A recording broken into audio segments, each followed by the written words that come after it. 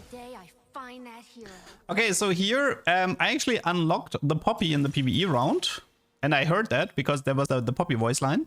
So I take Stars as Born because I know there's a Poppy in my shop.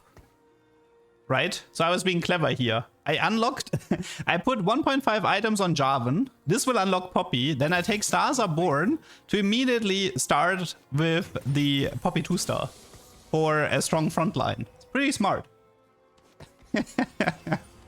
So this is something to keep in mind. You can unlock units even through PvE rounds, at least some of them. So yeah. Unfortunately, I probably should have bothered to give her the item and not Jarvan. That was not so big brain, but you know, can't have them all. Yeah, I mean, watching the gameplay, I'm asking myself the same question. Hey, you just got a you just got a 2-cost 2-star tank. Why didn't you give her the tank item? And I'm like, that's a really good question. But to be fair, I think I like the ability from Jarvan more than the Poppy ability, because Jarvan has a really nice ability, which is it's reminiscent of set 3 Jarvan. The way it works is that he will, here you can see it. He gains a shield and all allies, so there's no range limit to this, all allies gain attack speed. I just really like this ability, so I just wanted my I just wanted to ensure that my Jarvan is casting.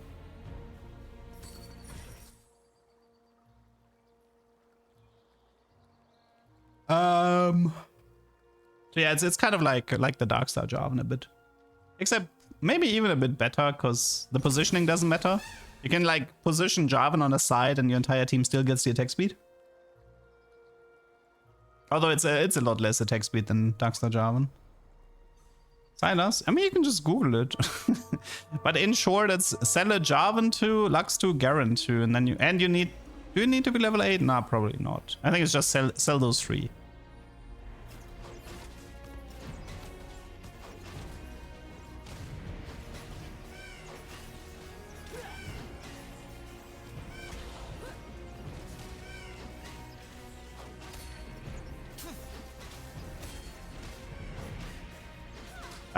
I don't think I don't have it. Like, I tried one game with Ryze, but I didn't really get any decent Ryze games in. I know some other people abused Ryze pretty heavily. So the problem with Ryze was in a playtest, you can get him with level 7 really easy. And as a consequence, he was also very overtuned. I think Riot did mention that they're gonna change Ryze, that he needs a level 8 requirement, I believe. So you can't cheese him as fast anymore. And considering level 8 is really expensive, you really can't get him early.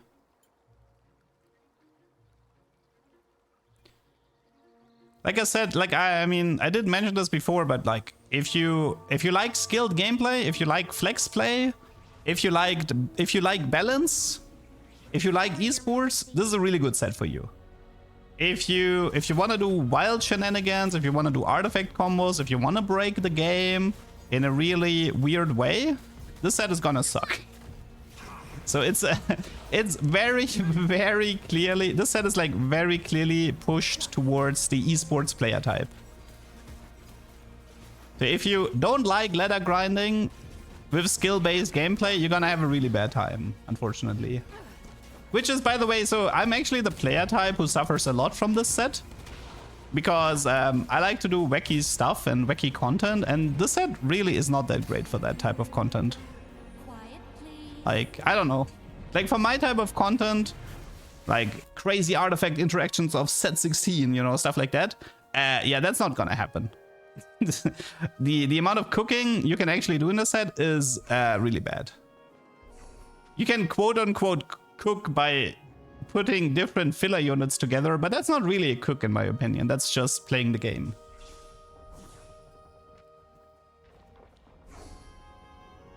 There are trades that are fun. I did think Bilgewater was pretty darn fun to play. So Bilgewater is Bilgewater was definitely some, and Ishtal as well. I think I will see myself playing a lot of Ishtal and Bilgewater. For the dream of Damacia.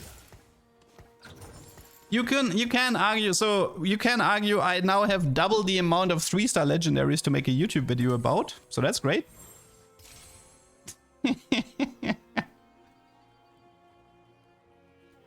I was okay with set 15. I didn't think it was perfect or anything, but I certainly didn't have as much of an issue as the esports players did. Because you could cook in set 15. You actually had some really fun cooks. Like Shadow Clone alone was amazing to cook with. I loved Shadow Clone, man. Such a good power snacks.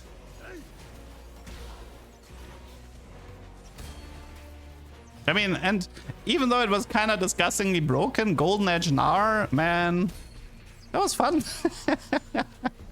That was fun. Was it balanced? No, but again, I am not looking for balance. Let me be very clear. When I'm playing TFT, I am not pursuing balance. I usually pursue the opposite. How did you play? How did you do playing Bilgewater? I was messing it up a lot. One time I tried to like use Bilgewater to get a 3-star fizz, but I ended up being contested, so that didn't work. And the other time I tried 10 Bilgewater, but I didn't find the emblem in late game. The second emblem. So one time I got like 2nd place, and the other times, I don't know, it was like 5th place or something. I think they give you a lot of item removers at the beginning, but they might, I don't know. Maybe they're testing this, maybe, I don't know. We'll see. You do get a lot of removers at the beginning of the game. Maybe just to like test.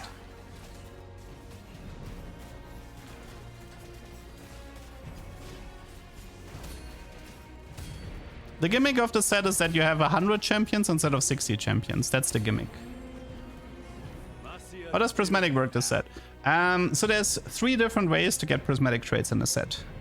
So first of all trainer, golem, wandering trainers, all are gone. So there are traits like Noxus, where you need level 10 and 2 emblems. There are like Demacia needs level 10 and 3 emblems. There is, I'm trying to remember. Yordle and Ionia need an augment. Like there's an augment in the game that unlocks 10 Yordle, and there's an augment in the game that unlocks 10 Ionia. You can't get it without that augment. There's also the Shuriman Prismatic.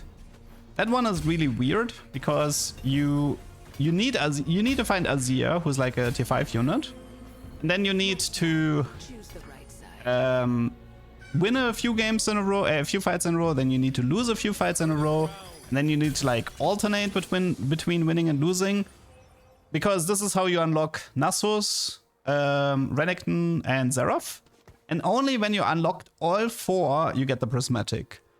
It is probably still, Shurima was the easiest Prismatic to get, because all you needed was an early Azir and be good at the game.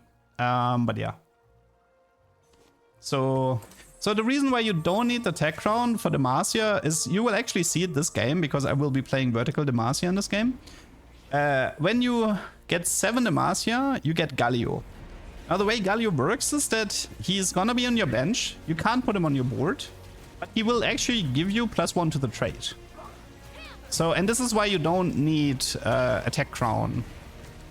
Because Galio on the bench will always count as +1 without actually having to field him. But you still need triple emblem, which is not easy. Find me greater foes.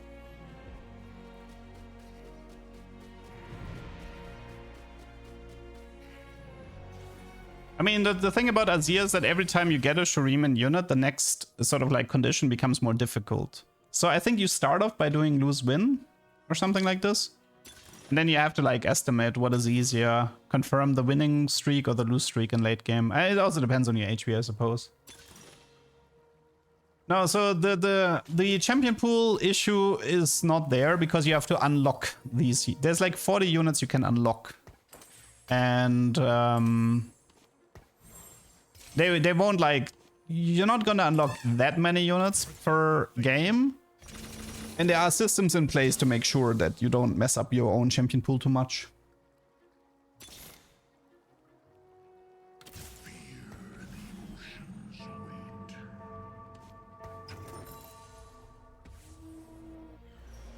Does Galio do something else? You will see it this game. Like, I am committing to vertical Demacia in this game, so you can just watch this game and you will understand how Demacia works. Is Noxus strong? It feels like a mid-game trade. So you play 7 Noxus in mid-game, but if you know you can't get 10 Noxus, I do believe you pivot out of it. You can keep some useful units like Mel, but like you can keep like Sion as a frontliner. You can keep Mel because she's the useful legendary, but I'd be surprised to see 7 Noxus make top 2. Let me just say it like that. I don't think 7 Noxus is very good at making top 2s. It's a mid game and then you pivot out of it and you just do legendaries. Yeah, level 8 is expensive now. But they also changed some of the odds. I believe level 8 has better T4 odds than before. And also level 9 and level 10 are slightly cheaper, for level 8 being more expensive. So right now what you can see here as well is I'm playing Leona and I gave her my items. So Leona is the Targon unit that gives you Wound and Burn, I believe. So if you don't have Sunfire and you really want that part of the kit, then you play a Leona.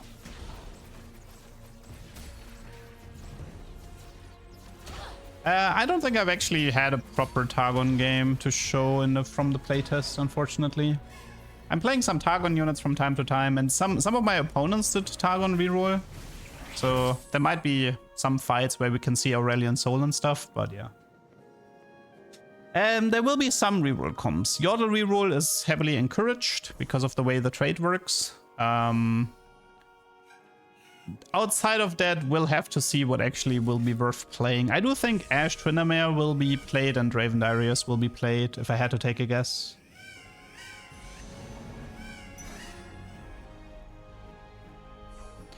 There is the gacha trade in this set is Ishtal. I explained it earlier in the stream. It's like a quest system where you can gather points based on certain objectives. Like, for example, an objective can be to lose 7 times, or it could be like to win, lose, alternate for 6 fights. And this gives you points, and then you can like do a specific, you can sort of like repeat quests until you feel like you want to cash out. Every time you finish a quest, you can like choose to cash out. And yeah.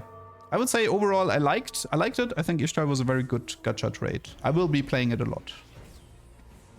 Thoughts on artifacts being giga nerfed this set? I've been kind of bitching about it the entire day already. Kinda tired of complaining about it.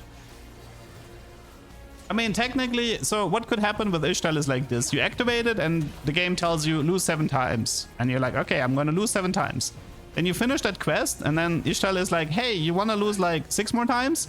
And you're like, okay, I guess I'll lose 6 more times, all right? So technically, Ishtar could be a full loss streak. I don't think build different is in this set. If it was, they have to disable it because it would be untakeable. I'm your biggest fan. I even know what an Etwal is. Did you hear that? That's again one of the new voice lines.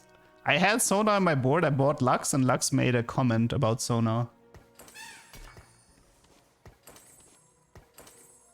Are units tankier? I felt it was not necessarily the front lines being tankier. I felt the backliners were not dealing a lot of damage. I thought the damage overall was fairly low from backline carries, outside of 7 costs. 7 costs were fairly strong, but the non-7 costs oftentimes felt underwhelming in the playtest. Yeah, Ludens should be in the set, but I don't even know if there's a good user for it. Most of the voice lines are from Legends of Runeterra. Man, I have to admit, Riot is very, how do you say, efficient, right? So, Legends of Runeterra was not a success. What did they do? They took the lore part and they used it for the MMO. They took the mechanics and they made Riftbound. They used the voice lines and put them onto TFT. I mean, yeah. I mean, why not? I mean, to be fair, it's fairly normal in video game production to reuse assets.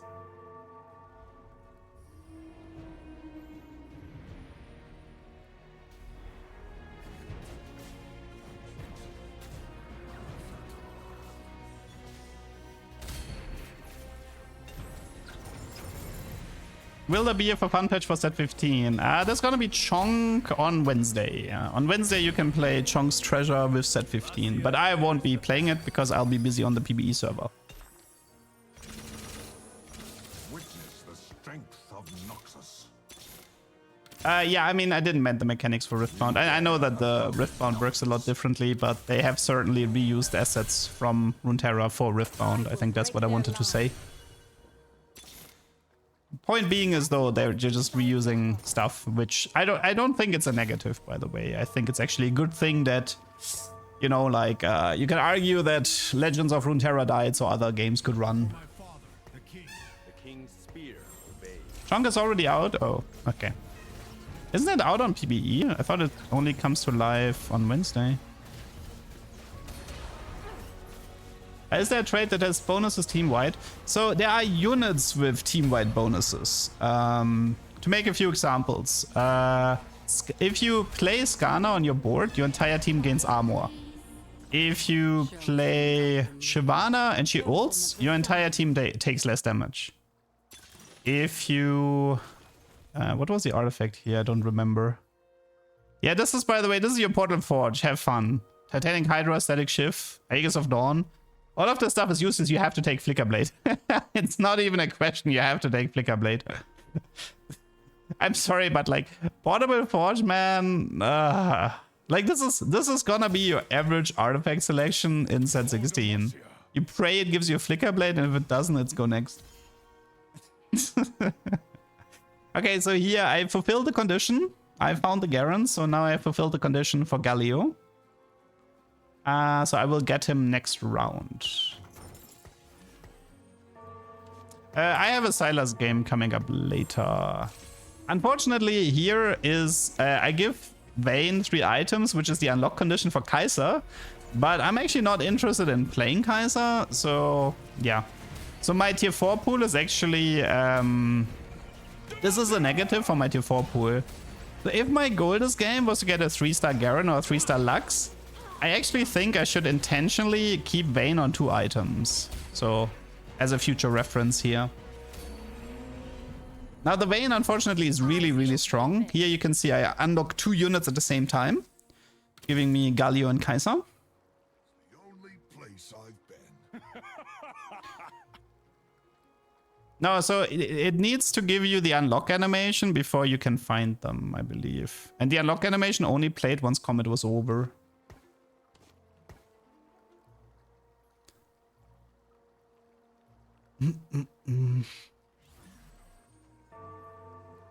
League of Legends is the only asset which brings money in.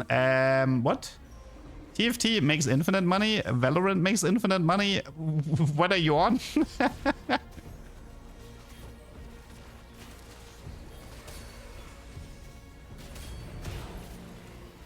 Yeah, Lux has like Q into R, which is kind of cute. She like she hits 2 people with the Q, and then everybody else gets hit by the R. You are definitely not the hero.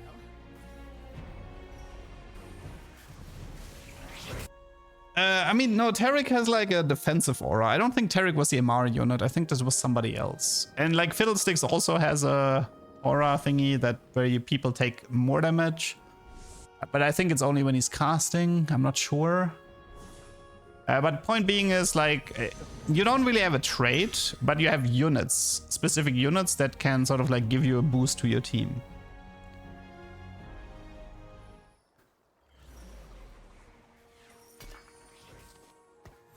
Taric was the MR aura? Okay, never mind then.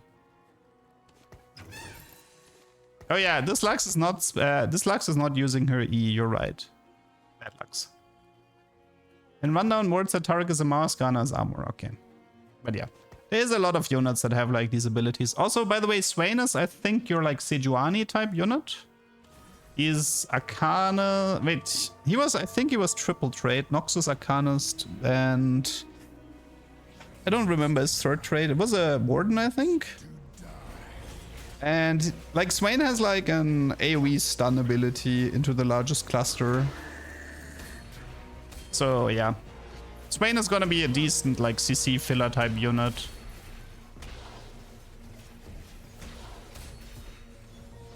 No, I don't think Swain was Juggler. I think it's Warden, no? Warden makes more sense, like, thematically.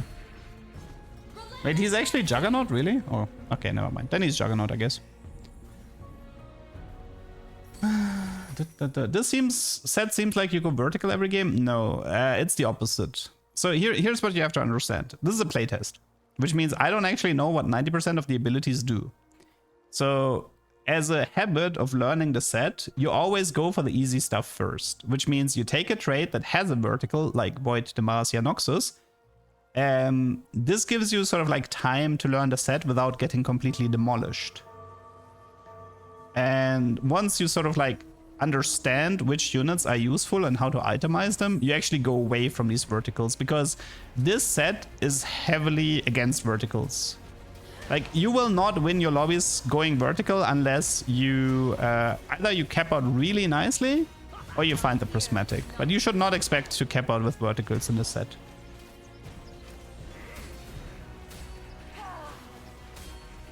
The strongest boards are literally just filled with a bunch of like legendary units and aura type units. What is going vertical? It means maxing out the trade. So I have 7 Demacia, so I went vertical because I went like deep into the trade.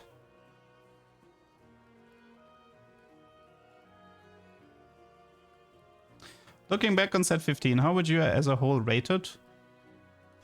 I said this before, but I would rate it higher than 14. I mean, not 14 points, but I would rate it higher than set 14. I had more fun in 15 than in 14. And fun is the scale that matters to me. Now, I did get kind of tired of it. Like, they started removing artifacts and they added way too many power-ups. So they kind of did lose me at the halfway point. I don't know, 5 out of 10, 6 out of 10, something like that. Probably 5 because of all of the bugs. But I would rate set 14 lower. Set 14 is probably like a 4 out of 10.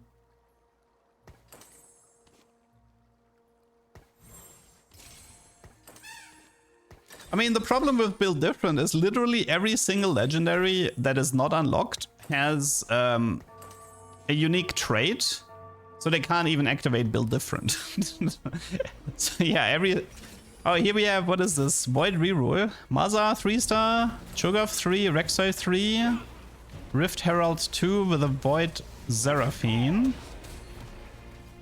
Let's see. I don't remember Void. Like, I mean, obviously that one guy, Void guy we played earlier was really strong, but I actually didn't really like Void all that much when I tried playing it myself, and this fight kind of shows why. How would I rate 7.5 that got revived? I mean, I had fun with it. Like all my scaling is based on fun, not based on balance or whatever. So I had a decent time with 7.5.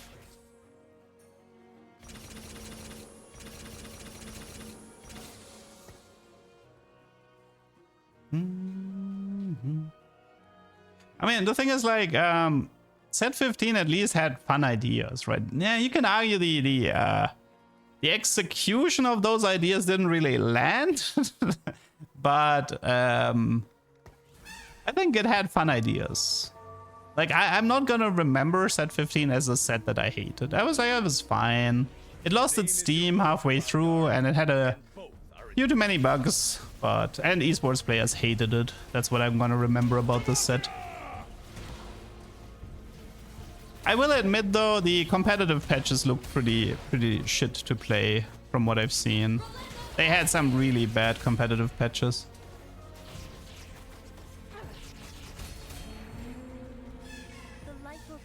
So yeah, Demacia, in case you don't know what it's doing, it gives you like defensive traits.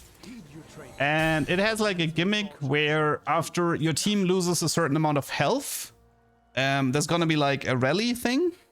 The rally is also reducing the mana cost of everybody by like 10%. So, and this rally thing can happen multiple times. So if you and you can also like heal back up and rally again, I believe. So it is kind of cool that if you have like a Demacia fight, everybody sort of like becomes stronger. I think on the first rally, the Galio actually spawns. And then Galio is doing like some damage and some CC or whatever.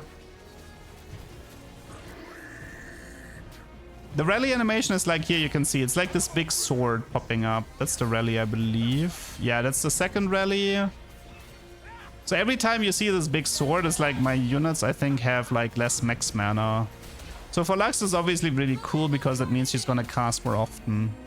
Yes, you can itemize Galio. He is a fully fledged unit. You just can't place him on the board. Is it worth getting Silas? If you want to stay on Demacia, if you can afford him, yes, but he's... I don't know. I think what would work with Silas is to kind of like pivot out of Demacia. So what you could do at some point is like, okay, I can't get Garen 3, I can't get Lux 3. So what you could do is like, I'm gonna sell Jarvan, Lux, Garen. Then you can like keep 2 Demacia units and itemize Silas. And then you just go into filler, right?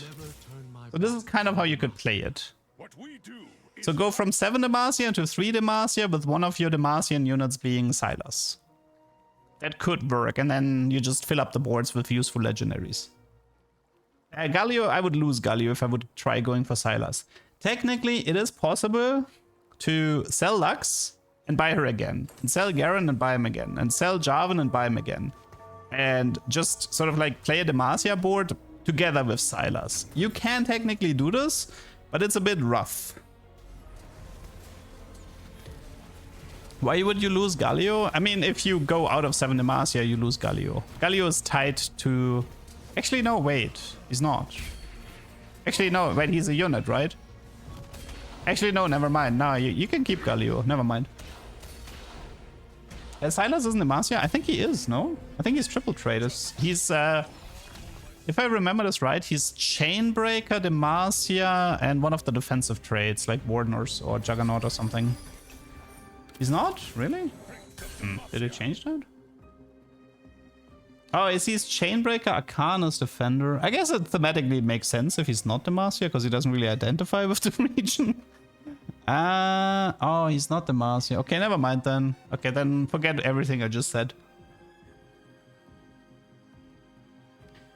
Forget everything I just said.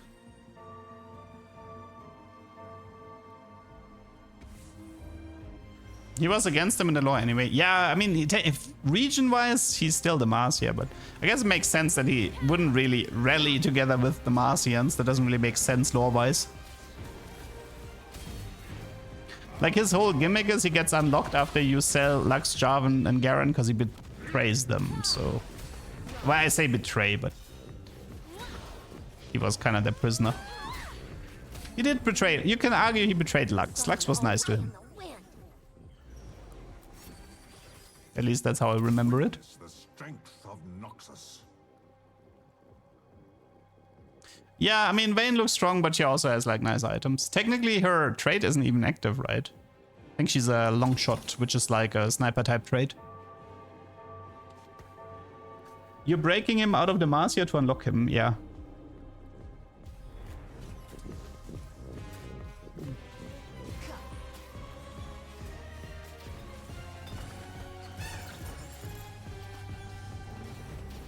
Yeah, I suppose you could play, like, you could unlock Galio and then just have +1 Galio with 3 Demacia, right? I mean, that sounds actually pretty useful. Now, Silas can be bought, but you need to unlock him first. Can you send somebody a unit and double up if they didn't unlock it yet? Probably yes, but they probably can't find any additional copies until they unlock it themselves. Like, that system would make the most sense. And considering unlocks are not very difficult, I don't think it's worth it. Although Silas might be like an exception, you know, like one guy, you like send one guy the Lux, the Garen, the Jarvan, and then he can like send Silas to the other guy. That would probably make sense, yeah. You can't Mordog or some other Riot employee mention it, really? I'm surprised the writer would talk about double up. Or somebody would ask a question about double up.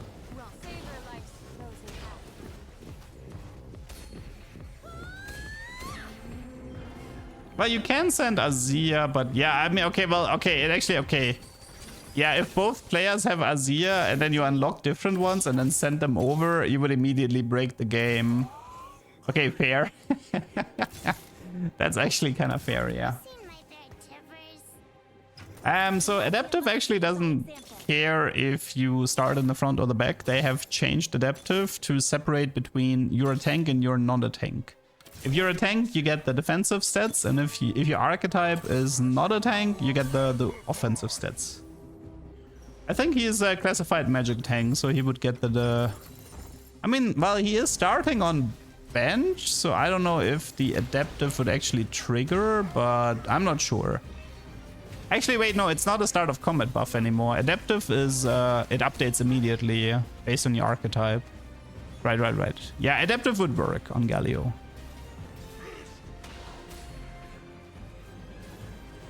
Like, Adaptive is really simple. If you click on a unit and it has the word tank in its archetype, you get the defensive buff. Everybody else gets the offensive one.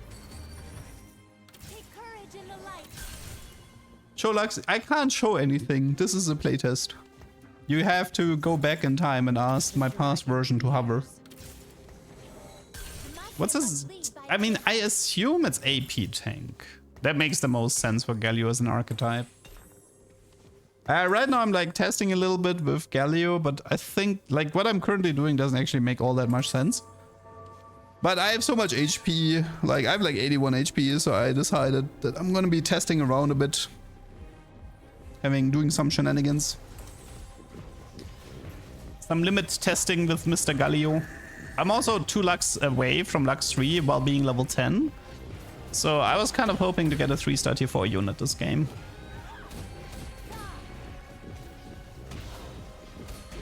We are currently watching a VOD. Bye bye, Anchang, no problem.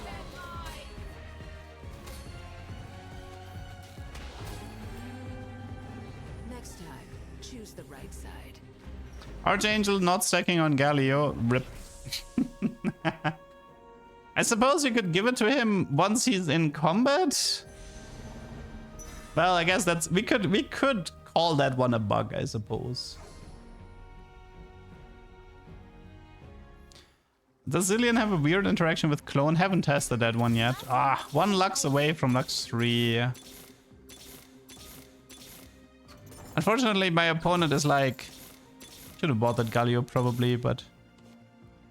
Unfortunately, my opponent is like close to dying, so I kind of have to like weaken my board. So I'm like intentionally weakening my board right now to prolong the game, in case you're wondering what is happening.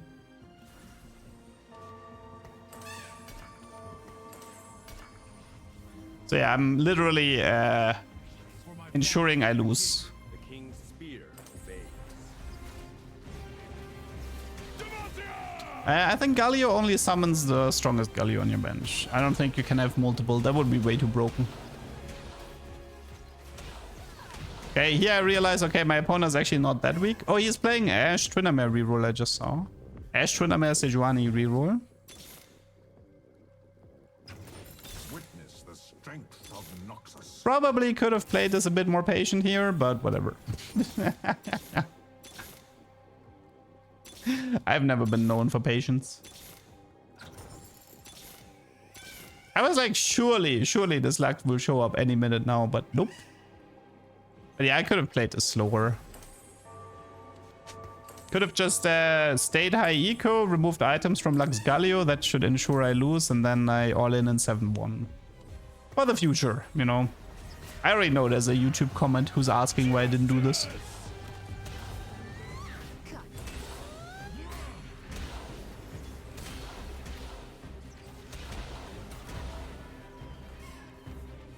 Yeah, Ashe damage not that bad actually. 13k here. Not bad at all. Yeah, Galio's actually not that good of an AP user. He actually, I think, prefers the tanky side of things. Like, I could give him like the Swain items, for example. But that's the problem with playtesting. You know, TFT players don't read. TFT players don't read.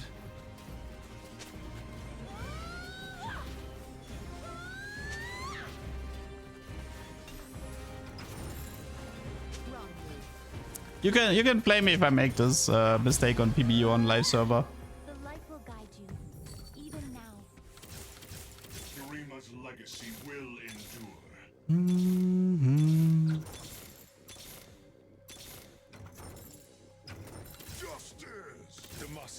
forces as one.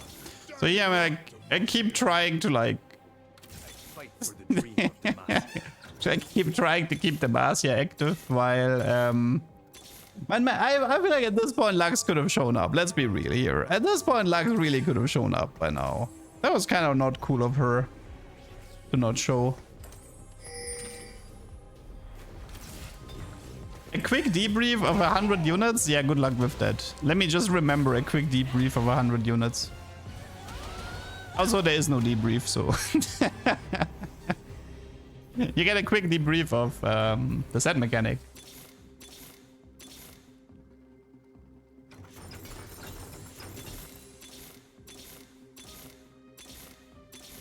Yay!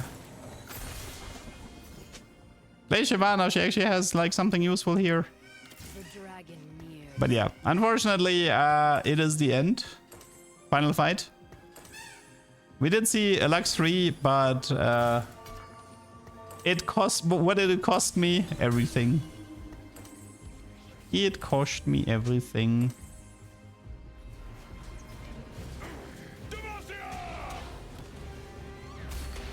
Yeah. Yeah. That was not it. Go for Sylas next time. Go for Sylas. That's a better play.